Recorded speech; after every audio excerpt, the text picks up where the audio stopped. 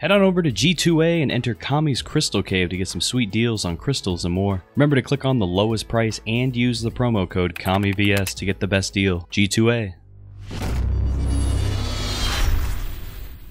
What's going on, everyone? Kami here, and we're back with another tip video. This time, it's DROGOZ. And since it's DROGOZ, there was only one person in my mind that stuck out. I would say he has a little bit of an unorthodox way of playing DROGOZ, but he's one of the best DROGOZs I have ever seen in this game to date. Everyone meet Helvian. Hi guys, my name's Helvian. I'm a stream sniper, bug abuser, and roost squatter. The very first custom game I played on Twitch, over a year ago, 2 people called me out for hacking instantly, and Kami helped exonerate me. I basically owe him one for not sentencing me to death back then, which is why I'm now helping him generate ad revenue. GROHK box, by the way.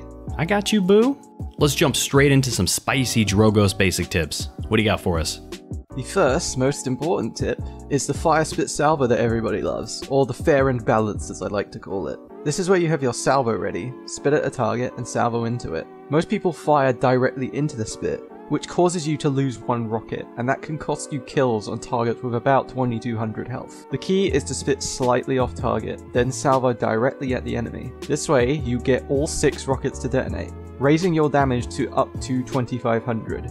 You can now apply that knowledge to a regular rocket, spit slightly off target, and shoot the rocket at them, detonating the spit in the process, giving you up to 1850 damage. This usually makes you win a fight as soon as it happens. Directly spitting at people is a valid tactic. When you duel against a tank, this is basically your only way to win. Also note that invulnerabilities like Ice Block, Magic Barrier, and Battle Shout don't stop you from applying the damage debuff. Now, most of you know me for sitting on roosts, and that's basically how I've made my name, and it's entirely valid playstyle. I haven't been banned in a year, and if that doesn't say anything, I don't know what will, okay? As long as you're not in the PPL, as long as you're not playing for money, no one really gives a shit. In order to stay on a roof properly, you have to feather the spacebar. Just listen to any of my gameplay, you'll get the rhythm. You should use that as a baseline and then find your own rhythm. Finally, long-range fire spits are easier to land if you watch the shadow move across the ground instead of the spit itself.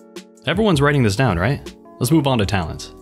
If I ever catch you using worm jets, unironically, I will call your mother and make her ground you. This thing is absolutely horrible. Do not ever use this Fusillade got nerfed, but it's still good. The whole point of Fusillade is to save you a single rocket when trying to kill someone, and with your slow 0.85 second fire rate, this matters a lot in some cases. So, pick Fusillade when 2 of the enemies have 2100 health or less, accounting for any health loadout cards. Reign of Terror was already good, and then they buffed it for some reason. This is best used when the enemy composition have 2 or more tanks or deployable heavy champions. So, Barak and Ying, Inara and Ying, or just 2 people that will at some point have a picnic together on the objective. This talent shines in these situations because you can chain salvos together with Spitfire 5. In addition, Reign of Terror is also an I win button. You can end a fight after landing a direct rocket. It's a button that literally just does 1500 damage. Hello, Impulse 2. Then we have Combustible. This is the most popular one, and I feel like it's the easiest to get value out of. However, you lose the ability to spit salvo effectively unless you're a god of trigonometry and high-res physics. Combustible is best used when the map does not let you flank on the push, so Frozen Guard for instance. You can displace defenders from their comfy perches onto the ground and get them killed, which will usually get you the push. If you don't like being all calculative, just pick your favorite. Unless it's worm jets. Do not ever use that.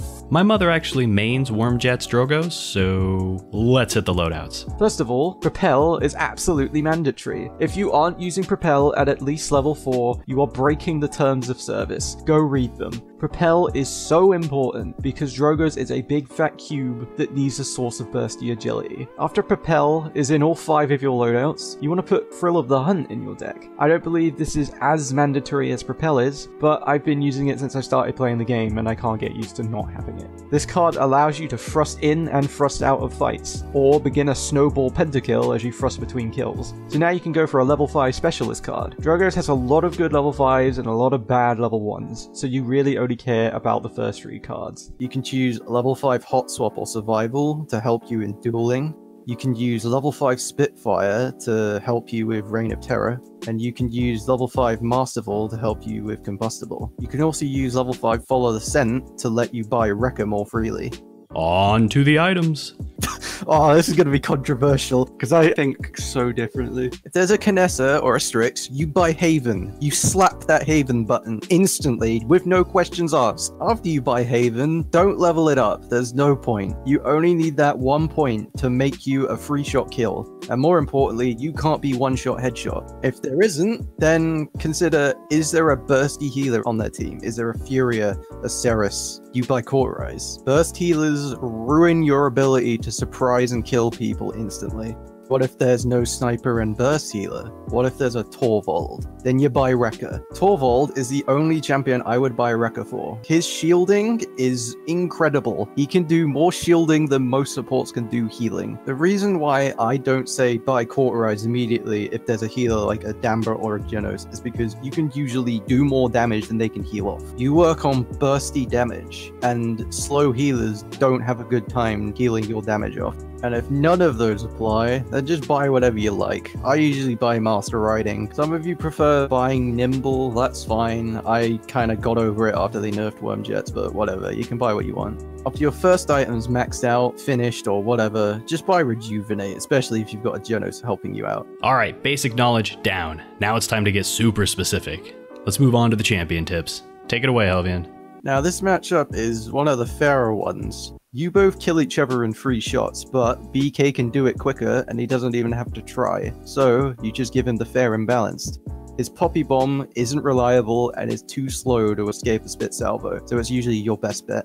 The same thing applies for Cassie, except she kills you faster because that's fair, and she has way too much health, high res, hello. But her dodge roll is actually too fast for you to salvo into, so the best play is to fake a spit at her to force a rollout. Then you've got a free salvo to land on her. Keep in mind, your opponent will start learning this, and they'll start not rolling on your spit, so start using real spit salvos. It becomes a mind game, pretty much, when you're dueling the Cassie.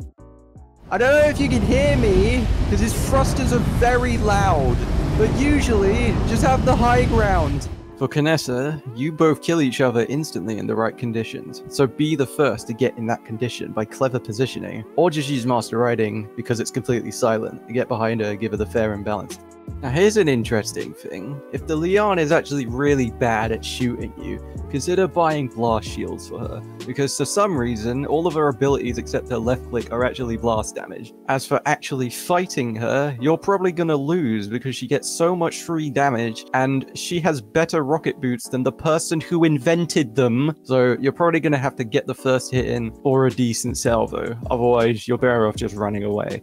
You should treat a SHALIN the same way as a KINESSA. If you catch him off guard, he's dead. If he manages to withdraw before your salvo is mostly done, you're probably dead, because you have no idea where he went due to the 20 Hz server tick rate. Oh, you thought he withdrew that way? Just kidding, he's in the other direction, because he flicked faster than the server can handle. Removing barrages because they're confusing for new players. Now his withdrawal is confusing for all players. Good job, you did it. Getting the jump on a STRIX usually means that you've won the fight already, but don't get so close that you can get the flare and balance in the face. Also, his stealth is very loud, so you can work out his position pretty easily. Just be one with your Dolby surround sound. TYRA is basically a walking hunk of meat that can't run, so she's just begging to get the fair and balanced in the face. She's probably going to survive it because she has a lot of health. Still, an easy target is an easy target. However, don't get close because you're going to melt from all those random crits. VIKTOR's the same, he's just another target dummy. He can't really run away from your Amazon Prime delivery service, so just give him the fair and balance. I'm saying this a lot, but it's true, just give him the fair and balance. However, he's actually very dangerous at any range, whether it be from sustained gunfire or his 1900 grenade burst, so don't be in his line of sight for too long. Shrapnel's fine, by the way. Ending the trio of Call of Duty champions is VIVIAN. Now, you should always aim low because you don't actually need to aim at the head, and stay far because you're probably going to win a poke fight with her. You are Obi. She is Anakin. You have the high ground. You'll win every fight if you have the high ground. If she has the high ground, you're dead because Nightshade is too easy to hit. Keep in mind, Willow ult is pretty dangerous if your team doesn't have any good hit scan. So if that's the case, you should probably save your Dragon Punch for her ultimate to save your team some trouble. You know how in the playground you were always fighting and you said, oh, I've got infinity bullets, but this guy has infinity +1. This kid has 10 bullets on average and a headshot talent. So you're not going to win any fair fight against this fuck. Just avoid him until he's busy with someone else. I've been advised not to use the word fat or we're going to get demonetized, so... Buck is plus-sized, so he's easy to spit on or skill shot. But you may not want to duel him until you've got decent cauterize. Otherwise, you're fighting a guy with almost 3,500 health with bulk up. Here's the thing about wormhole EVs. Even if they're really good, they will blink back 80% of the time, even if you're just staring at where they blink from. If you don't feel like flicking around, maybe you have a low sensitivity, just stare at where they blink from. This will usually get you a free hit. If you feel lucky, you can go for the skill shot on an ice blocked EV, and you might just kill her instantly. This guy spams bullets and he's going to play the fork in the garbage disposal with your head if you're anywhere near him, so stay away and catch him unaware. Get good at timing when his shadow sets will end to score easy hits on him. I say easy, but, you know. In a fair world, you'd never kill Lex because Lex is the best champion, but this is a competitive game. Lex is basically Andro's fairer cousin who can't reject your spit salvo if he knows it's coming. He can't really avoid it, so that's your win condition. Keep in mind, he has wall hacks on one person. And if you killed him last, you're probably the one he has wall hacks on, so listen out for his very loud footsteps and sliding noises. MAEVE is also basically an easier Andro. Learning how to mid-air her is very important. However, don't try and beat her in airtime because she has way more than you do somehow, so just take the fight to the ground or your nearest roof. In a fair fight, you should always win against Emoji. Just use a direct spit on her, and this will cause her to die in 2 shots. You can also land the spit while she's in the magic barrier, and the damage debuff will still be applied. You should stay airborne so Skye's smoke can't blind or damage you, and get used to thrusting away to safety as fast as possible if she gets to jump on you. She's very bad at chasing you over uneven terrain. Poor Skye ain't got a grappling hook. It's usually a waste of time trying to spit salvo a Talus, they'll probably just teleport away. So just go for normal rockets on this guy. He's gonna die or teleport away in 2 rockets anyway. If you find his rune, you can wait there and ready your execution method of choice. Before the match starts, make a mental note of how long their billow is. This is very important, you need to write this down somewhere. If you force a Xin to billow at low health, you can chase them to end the kill. And if you've made a mental note, you'll be able to kill them before they can do anything coming out of billow. Also, don't try and ult anyone who's behind a Xin. The counter hitbox is so big, and the whole lobby is just going to laugh at you. If you want to ult an Ashe, fly slightly above them to anticipate them ulting. If it doesn't happen, just flick straight down into her head. If it does happen and you don't hit them, just fly away. Varric is really easy to spit salvo because he has no health, and he'll always have to run away once you do it to him. But you have to make sure to do it from a steep angle so his shield has no chance of blocking it. Fernando is scared of you. You can force the ult out of him by flying at him in your ult, but be ready to flick away once he does it. In the rare case that he doesn't ult, and you've already flicked away, flick back and kill him. If Fernando is good, then this applies to anyone near him since he's going to try to save them. Inara is normally hard to kill. Until you spit on her, she takes 30% more damage from all sources. And I do mean all sources. Everyone does 30% more damage to her once you spit on her. Khan is like you, he's a big fat cube. You're perfect for each other. He can't beat you in a fair 1v1, and he really can't beat you in a 1v1 once you spit on him. His survival instincts will kick in once he's at low health, and he'll raise his shield and try to back off, just thrust over him to finish him. Like Moji, spit on him while he's shouting and he'll still be soaked. When there's a Makoa in the lobby, you're not having a lot of fun, because you're entering an ult stalemate. You always have to ult second, says the meta, but in some cases, it's handy just to punch him first anyway. It's usually worth doing that if you can capture the point before he can get back. RUCKUS is literally a worse KOGA. Just spit on him and you'll win. Easy. If you really want to piss them off, fly directly above them and force them to make wide sweeping mouse movements to track you. If Terminus is using his power siphon, he's usually going to prioritize your attacks. So get the high ground and he's going to be forced to point his siphon upwards, which allows everyone else at ground level to shoot his feet. TORVALD should be treated like a support. He has to die pretty quickly because he's capable of so much more healing than any support right now. Spit salvoing a TORVALD with his shield up is usually not a good idea because the spit is going to get soaked up by the shield, even if you fought Wrecker. So try and wait for his shield to be down before you try and spit salvo him. FURIA is really easy to kill. Like, she's just a support. She's a low throughput healer, bro. Her damage off is like only 10 times better than Buck's. Like, come on. Do you really need a tip to kill a FURIA? Holy sh... In seriousness, she's as bad as a CASSIE or a Bomb King. She can evade anything you throw at her and kill you in record time because she's a support. Her F travels faster than your ult, so don't try and ult her unless you know it's off. You'll have to treat her like a sniper and catch her unaware, or just leave it to someone else. Oh look, another big fat cube champion, but this one's blue. Make sure GROHK's Ghost Walk isn't ready before you nuke him from orbit while he cries about every blaster in the game. Wow, there are a lot of fat flush-sized champions in this game. Grover is an easy spit salvo target because his vine is pretty sluggish, but if he catches you doing it, he'll try and heal, and he'll probably survive. Be ready for that scenario to follow up the kill. JENOS is also weak to spit salvos, as his F is pretty slow compared to the likes of FURIA. But again, his self-healing will keep him alive most of the time if you don't have Court Rise, so be ready to follow up the kill. You should also save your thrust for a possible Void Grip, because if you get caught in a Void Grip with everyone looking at you, you're probably dead.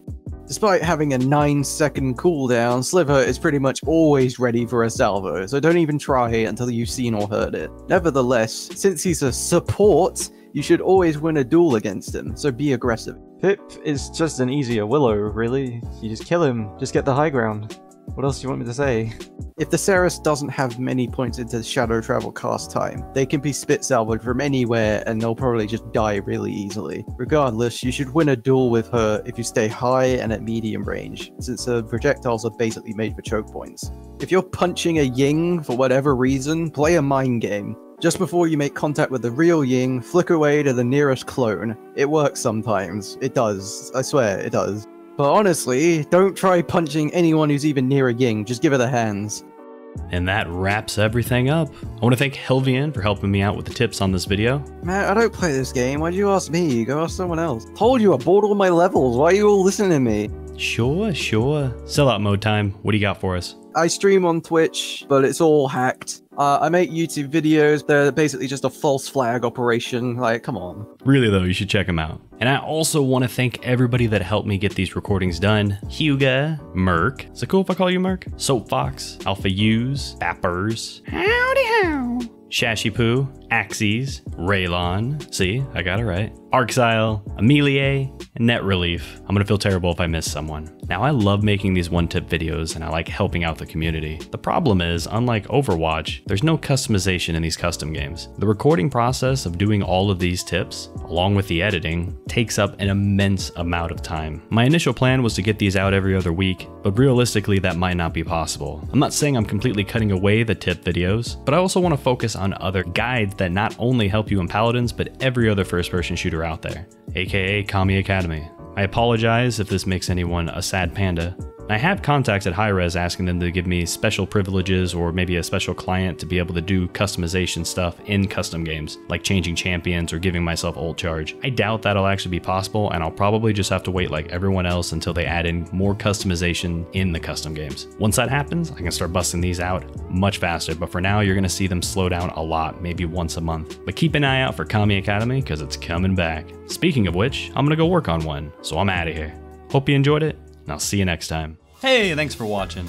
I'm not gonna be one of those people who asks you to like and subscribe, so I'm not gonna ask.